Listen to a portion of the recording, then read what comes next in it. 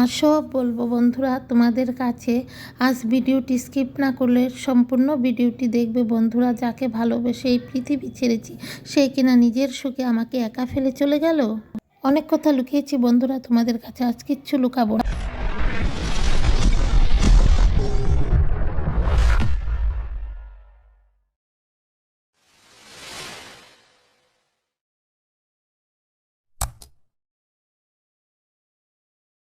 Good morning বন্ধুরা, কে কোথা থেকে আজ আমার এই ভিডিওটি দেখছো? আমি ভারতের আসাম থেকে আজকে ভিডিওটি করছি। জয়া পারভিন, কেমন আছো? একটা নতুন সকাল আবার শুরু হয়েছে বন্ধুরা। দেখো বন্ধুরা, ঠান্ডা পড়েছে, সবাই পিঠে পুলি খাচ্ছে। আমারও খুব ইচ্ছে করছে। আমি কালকে রাত্রে ভাতের চাল আধা পট আমি ভিজিয়ে সুন্দর করে ধুয়ে রেখে দিয়েছিলাম, যে দুটো চিতল পিঠা বানাবো সকালে। আর রুটি বানাবো না, চায়ের সঙ্গে খাবো। ছোটোবেলা মা সকালবেলা গরম গরম চিতল পিঠা বানাতো, খেতাম, খুবই স্বাদ লাগতো। আমিও তাই ভাতের চাল দিয়েই বানাচ্ছি। এটা হলো আমরা যে খাই হাফ বয়েল প্যাকেটের চাল, সেই চালটা আজকে আমি খেয়ে বলবো তোমাদের কেমন লাগছে। তোমরাও এরকম বানাতে পারবে তাহলে আমি এগুলি এই দেখো মিক্সিতে আমি ব্লেন্ড করে নিয়ে এলাম। একদম অল্প তো, তাই একটু জল আর একটু নুন দিয়ে আমি ভালো করে মিক্সির মধ্যেই আমি ব্লেন্ড করে আমি নিয়ে এলাম। এখন এর মধ্যে আমি আরও একটা জিনিস মেশাবো, সেটা হলো আমাদের খাওয়ার যে সাদা তেলটা থাকে, আমি এখানে সফলা তেল আছে, সেই সফলা তেলটা আমি একটু মিশিয়ে দিচ্ছি। তাহলে পিঠেগুলি খুব সফট হবে, বুঝলে বন্ধুরা, আর খেতে খুব টেস্ট লাগবে। এখন এটা দিচ্ছি। আর যারা নারকেল দাও তাদের এটা দিতে হয় না, নারকেলের তেলেই একটা সফটনেসটা আসে। দেখো আমি কড়াই বসিয়েছি, কড়াইটা বেশ গরম করে দিতে হয় কিন্তু চিতল পিঠা, না হলে চিতল পিঠা উল্টায় না। তাই আমি হাত দিয়ে হিটটা দেখে নিলাম। দেখলে বন্ধুরা, এখন আমি ঢেকে ঢেকে পিঠেগুলি বানাবো।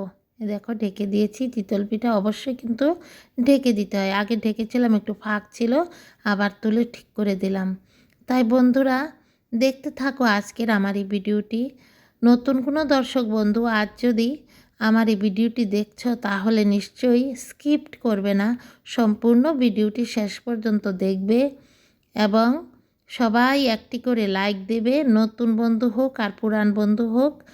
আর প্রত্যেকেই আমার পাশে থাকবে এবং ছোট্ট করে একটি কমেন্ট দেবে।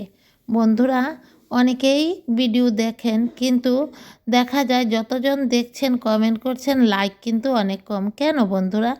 সবাই একটা করে লাইক দিলে কি সবার কি হাত ব্যথা করে নাকি আমার বন্ধুদের, আমি জানি না। অবশ্যই দিয়ে দেবেন বন্ধুরা একটা করে লাইক। আর দেখো বন্ধুরা, আমার পিঠেগুলি কি সুন্দর, একটুকু কড়াইয়ের মধ্যে লাগছে না, উঠে উঠে যাচ্ছে। পিঠেগুলি দেখাবো বানিয়ে তোমাদের। কে কোথা থেকে দেখছো বন্ধুরা, দেশ থেকে হোক আর বিদেশ থেকে হোক, কাছের থেকে আর দূরে থেকে, আমার বন্ধুদের আমি কিন্তু অনেক ভালোবাসি, অনেক অনেক। তোমাদের দেখাতে পারছি না। আর সবাই এই বন্ধুটির পাশে থাকবে, এই বন্ধুটিকে সাপোর্ট করবে এবং বন্ধুবান্ধবের সঙ্গে শেয়ার করবে। বন্ধুরা আজ আমি তোমাদের আমার সারাদিনের কিছুটা অংশ, আমি কি কি করছি সবই তোমাদের দেখাবো। সব কিছু দেখাতে গেলে না, সম্পূর্ণ বড় করলে অনেক বড় হয়, তোমাদেরই দেখতে অনেক কষ্ট হয়। তাই আমি ছোট্ট ছোট্ট করে একটু দেখাচ্ছি বন্ধুরা।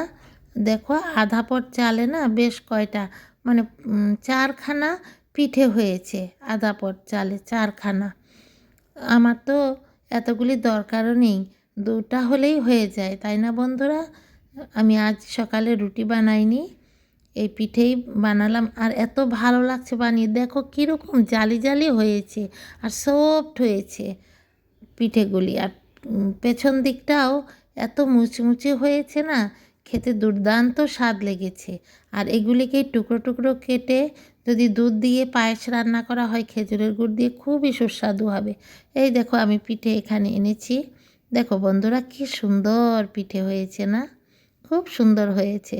আতপ চাল থেকে আরও সুন্দর হয় এইভাবে করলে। এই পিঠেগুলি নরমও থাকবে, কারণ এগুলি তো আতপ চাল না, এগুলি হাফ বয়েল চাল, তাই এগুলির পিঠেগুলি কিন্তু খুব সুন্দর হয়েছে। তোমরা এরকম দেখো কীরকম সফট, কিন্তু আবার ফাটে না। তোমরাও এরকম করে বানাবে বন্ধুরা, আর ছোট বাচ্চা থেকে একদম বয়স্করাও খেতে পারবে পিঠেগুলি। দেখলে বন্ধুরা, তোমাদের দেখাচ্ছি কিন্তু খাওয়াতে যে পাচ্ছি না গো। আমার কিন্তু মনে খুব দুঃখ লাগে, এই কারণে আমি আমার বন্ধুদের সামনে খেতে চাই না, কারণ আমি মচমচ করে খাবো, তোমাদের কাছে খারাপ লাগবে না? তোমরা যতই খাও, আমি তো তোমাদের বন্ধু, ঠিক না? আমি দিতে পারি না? তাই বন্ধুরা দেখো, আমার পাশে থাকো, আমি চা খেয়েই আমি আজকে রান্না বসিয়ে দেব। দেখো আজকের ভিডিওটা একটুকু তোমরা স্কিপ করবে না, অনেক কিছু জানতে পারবে আজকের আমার এই ভিডিওতে। তাই বন্ধুরা পাশে থাকো, সবাইকে অনেক অনেক ভালোবাসা, কেমন? আর বড়দের রইল আমার প্রণাম এবং সালাম, কেমন বন্ধুরা? থাকো তাহলে। দেখো আমি কি করছি আজকে বন্ধুরা। এই দেখো বন্ধুরা, আমি ডাল বসিয়ে দিয়েছি, ডাল রান্না করছি, বুঝলে বন্ধুরা। ডাল সেদ্ধ করতে বসালাম। ডালটা না একটু প্রতিবেলাই লাগে, তাই আমি একটু বেশি করেই ডাল রান্না করি, যেমন 3-4 বেলা যায়। আমি ফ্রিজে রেখে দেই, বুঝলে বন্ধুরা। এই ভাত বসিয়েছি, তোমরা মনে মনে ভাববে ভাতে এত জল কি? আমি ভাতের মার ফেলে দেব তো, তাই মারটা আমি সবসময় ফেলে দেই, তাই আমি একটু বেশি করেই জল দিই, বুঝলে বন্ধুরা। তাহলে স্বাস্থ্যের পক্ষে ভালো। আর কি রান্না করব জানো? এই যে মুসুরির ডাল কিছু ভেজানো ছিল ফ্রিজে, সেই ডাল দিয়ে ছোট ছোট করে বড়া করলাম, খুব সুস্বাদু হয়েছিল বন্ধুরা। আর বড়াগুলি দিয়ে আলু ছোট ছোট করে কেটে একটা সবজি রান্না করেছি, পেঁয়াজ আর রসুন পেস্ট করে দিয়েছি, একটু আদাও দিয়েছি। আর এখানে বন্ধুরা টমেটো, ঘরে অনেক সবজি আছে, আজকে আর বেশি সবজি রান্না করব না। এই টমেটোটা নষ্ট হয়ে যাচ্ছে, 2টো টমেটো, তাহলে কেটে নিয়েছি ধুয়ে। কড়ার মধ্যে একটু তেল দেব, দিয়ে তার মধ্যে একটু পেঁয়াজ আর একটু রসুন আর কাঁচা লঙ্কা দিয়ে, আর নুন দিয়ে, আর কিচ্ছু মশলা দেব না, সেগুলিকে ভালো করে কষিয়ে পরে হাতে চটকে একটা চাটনি বানিয়ে নেব। খুব সুস্বাদু লাগে এরকম চাটনি বানালে শীতের দিনে। বন্ধুরা এই এসে গেলাম বিছানা তুলতে। সকালেই চা খেয়ে সঙ্গে সঙ্গে রান্নাটাও বসালাম, কারণ দেরি হয়ে গেলে না রান্না করতে একটা অনেক খারাপ লাগে। আর আরেক কথা হলো, আমার তো অন্য ডিউটি আছে, তাই সকাল সকালই রান্নাটা করে রেখে দেই আজ, না হলে তো আমি অন্যদিন ভাত রান্না করি না। তোমরা তো অন্য ভিডিওতে দেখো, জানো আমি রুটি খেয়েই দিন ফেলে দেই, বা বাইরে থেকেও রুটি খেয়ে দিন ফেলে দেই। আজ আমি ভাতই বানাচ্ছি ঘরে, বুঝলে বন্ধুরা, বানিয়ে রেখে দেব, তাহলে আর নিশ্চিন্ত। দেখো আমি এই সব বিছানা এখন সমস্ত কিছু করব, বেড কাভার তুলব, তুলে ঝেড়ে আবার পাতবো। কালকেই বেড কাভারটা পেতেছি ধুয়ে, তাই বন্ধুরা আজ আর বেড কাভারটা পাল্টাবো না, কারণ বাচ্চা কাচ্চা নাই তো, কে নোংরা করে? কেউ তো করে না, এই কারণে প্রতিদিন ধোয়ার দরকার নেই। আমি 2 দিন পর পর বেড কাভার পাল্টে ফেলি, বুঝলে বন্ধুরা। এখন তো ঠান্ডার দিন, গরমের দিন হলে কিন্তু প্রতিদিন পাল্টাতে হয়, না হলে তো ঘামের গন্ধ হয়। শীতের দিনে কিন্তু সব কিছুই পরিষ্কার থাকে, এত মানুষের তো ঘাম হয় না, তাই। তাহলে বন্ধুরা আমার সঙ্গে থাকো, দেখতে থাকো বন্ধুরা আজকের ভিডিওটি। আর প্রত্যেকেই কিন্তু কমেন্ট করে জানাবে বন্ধুরা, আজ আমি আমার ঘরের কাজ কি করে করি। আমি এটা বেশি দেখাই না বন্ধুরা, আগে দেখাতাম, তাই আজকে অল্প করে তোমাদের দেখাচ্ছি বন্ধুরা। বন্ধুরা তোমাদের অনেকেরই মনে জানার ইচ্ছা হয় যে কেন আমি বললাম যে মানুষটার জন্য আমি সারা পৃথিবী, আত্মীয় স্বজন, ভাই বোন সব ছাড়লাম, আর আজ মানুষটা আমাকে ছেড়ে নিজের সুখে নিজে আছে। সুখ বন্ধুরা, মনের দুঃখে এরকম বলি ওকে, আসলে ও সুখে আছে না দুঃখে আছে আমি তো জানি না। আমি অনেক দুঃখে ওকে অনেক সময় বকি, বুঝলে বন্ধুরা, একা একা ওর সঙ্গে কথা বলি।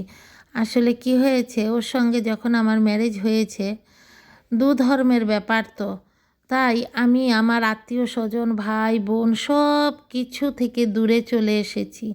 কারোর সঙ্গে আমার তখন যোগাযোগ ছিল না, এখন আছে। কিন্তু আমি আর যাব না বন্ধুরা, আমি ওকে কথা দিয়েছি, ও থাকতে যায়নি। আর এখন আমি ওকে ছাড়া আমি গিয়ে আনন্দ করতে পারবো না। আমি যেভাবে আছি এভাবেই থাকবো। কিন্তু ও ইচ্ছে করে কিন্তু বন্ধুরা আমাকে ছেড়ে যায়নি, এটা আমি ওকে বলি, বুঝলে বন্ধুরা। আমি ওকে এরকম অনেক কিছু বকি, ও থাকতেও এরকম বলতাম। কিন্তু আমি ওকে যে ভালোবাসি ও এটা কিন্তু 100% জানে। তাই ও কোনো দিন রাগ হতো না আমার উপরে, কোনো দিন রাগ হতো না। ও সবসময়ই বলতো যে ও তুমি যাই বলো, আমি জানি তুমি আমাকে কত ভালোবাসো। তাই ও কোনো সময়ই মনে দুঃখ নিত না, এখনও নেবে না। আমি ওকেই বলি, ও যে গেল কাকে বলবো এখন, আল্লাহকে কি করে বলবো, ঈশ্বরকে কি করে বলবো?